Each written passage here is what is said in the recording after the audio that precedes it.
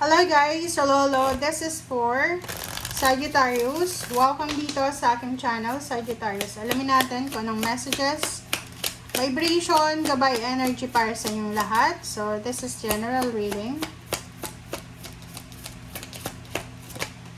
Okay.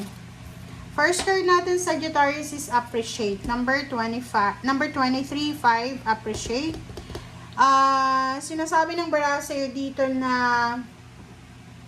marami kang concern, marami kang pwedeng pumapayat ka or tumataba ka na because of stress, because of hard work, or because of negativity.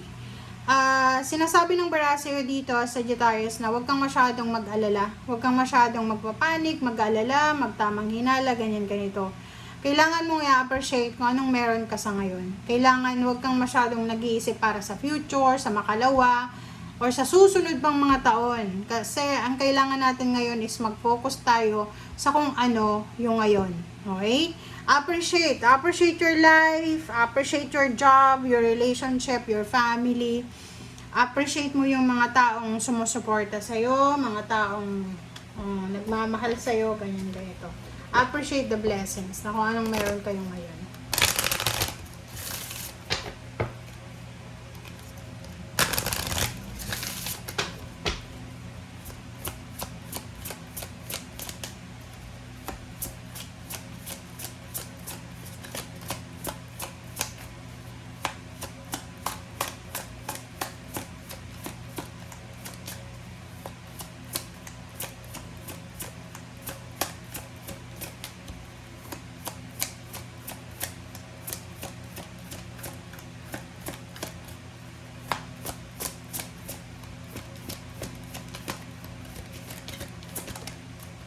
Okay. Healing. Number 21, 3. So, nakikita ko siya dito na medyo meron kang nararamdaman na hindi balanse sa buhay mo. Pwedeng yung asawa mo gustong makipaghiwalay sa'yo. Yung boss mo gustong tanggalin ka sa trabaho. There's a uncertainty. Parang walang kasiguraduhan na nakikita ka.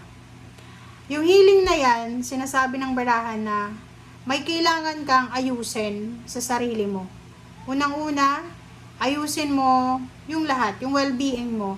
Maybe may mga unhealthy habits ka, unhealthy eating, mga lifestyle, may bisyo ka ba, emotion, masyado ka bang pagod sa trabaho, yung immune system mo ba ay hindi masyadong maganda. So, sinasabi ng bara sa'yo, emotion man, especially physical health, napaka-importante yung well-being mo dito Yung health mo, kailangan mong ayusin siya.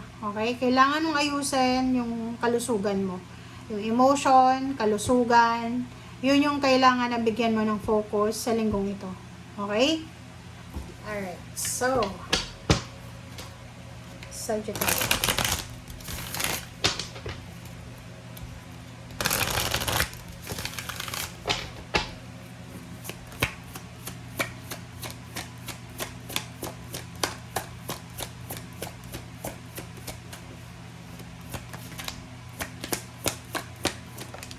Okay, light, liwanag, 19. Huwag ka daw mag-alala. Okay, huwag kang mag-alala, Sagittarius. Ano man ang pinagdadaanan mo, huwag kang magpapanik, huwag kang mag-alala. Be patient dahil may tulong na paparating. Mabilis na tulong ang posibleng paparating galing sa universe, galing sa Panginoon. So, sinasabi ng baraha dito na kung may kailangan ka, humingi ka ng tulong sa Panginoon, mag-pray ka, invoke angels, archangels. If kailangan mo naman ng physical help, like mga talagang kailangan mo ng tao, mag-pray ka pa rin sa Panginoon na sana, Lord, bigyan mo ako ng mga tamang tao, papasukin mo sila sa buhay ko para matulungan nila ako sa kung ano man na problema ko or ano man na kailangan kong tulong. Parang ganun yung prayers mo. Alright? So, huwag kang masyadong mag-alala, huwag kang malungkot because there's a help, there's a sudden immediate help na posibleng darating sa'yo. Okay? Kung mabuti kang tao, hindi ka dapat natatakot. Kasi alam mo ba, yung problema, mabuti ka man or masama, pinagdadaanan ng problema. Ang pagkakaiba ng masamang tao tsaka hindi mabuti is, pag mabuti kang tao, pagdaanan ka man ng problema, may suporta galing sa langit, sa universe, talagang isi-save ka niya. Okay? Pero kung masama kang tao, yung problema ng mabuti at masamang tao, pareho yan na pinagdadaanan. But, minsan, walang tumutulong doon sa mga masasama. Diba? Ganun lang yun. Alright, so, Page of Wands, Five of Swords, and the Emperor, and Judgment. Sa ilalim mo dito, ay Three of Cups. There's a celebration. Sabi ng barahan sa'yo dito, huwag kang masyadong ma-stress, okay? Huwag kang masyadong mag-focus sa relationship mo, sa kung ano man ng mga walang kwentang bagay ngayon. Kasi pagsisisihan mo yan. Kasi alam mo sa mga ngayon, okay, reality check tayo. Sa panahon ngayon, crisis. Ang dapat na problemahin natin ngayon, it's either yung pera, yung trabaho natin, or yung kung ano yung darating na, ano pa man na stress yan na darating. Huwag tayo dapat na problema sa emotion, sa mga love life na yan, sa relationship na yan. Kasi for now, dapat ang focus natin is hindi na love life eh. Kasi in times of crisis, dapat we are stronger as a family, as an individual, and wala na dapat tayo doon sa relationship issue. Kasi dapat iset aside muna natin yun para mag-focus tayo sa financial. Okay? Page of Wands. Okay, so Hierophant. Nakikita ko sa'yo dito na in the near future, sa mga susunod na araw, buwan na taon, sinasabi ng barahan na may mga tao na posibleng willing na tumulong sa'yo.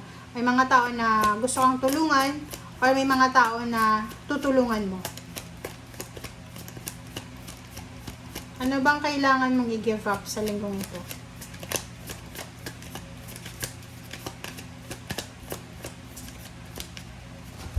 Oops.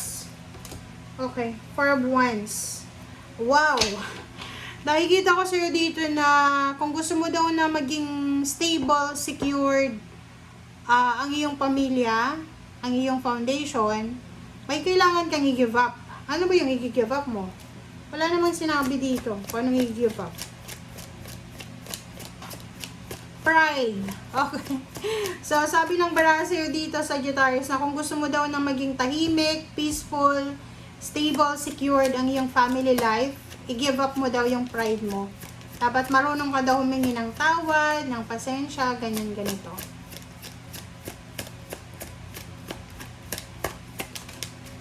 Alright, next is the Emperor. Emperor is King of Wands. So, this one is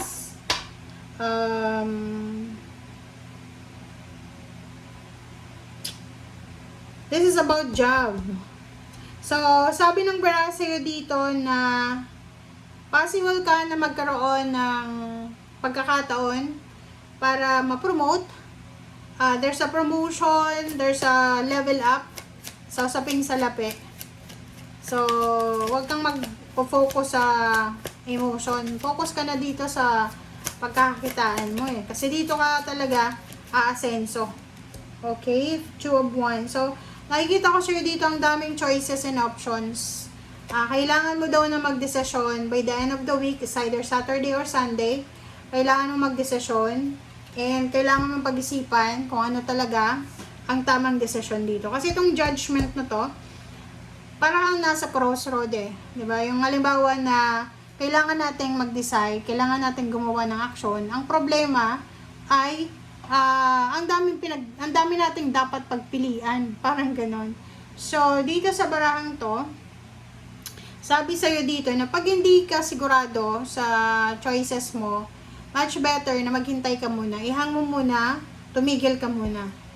Okay? So, parang ganun lang yun eh. Halimbawa, may problema ka sa relationship mo, sa asawa mo, sa boyfriend, girlfriend, sa family mo. Tapos, may kailangan kang asikasuhin na negosyo or may trabaho ka. So, kailangan, yung katawang lupa mo, i-focus mo lang muna sa isa. Doon ka sa pera. Okay? Doon ka sa pinagkakakitaan mo. Kasi kung mag-focus ka sa love life mo, pababayaan mo yung trabaho mo, yung negosyo mo, kung may negosyo ka, or yung company na pinagtatrabahuan mo, lugi ka niyan. Okay? So, thank you guys for watching. Bye!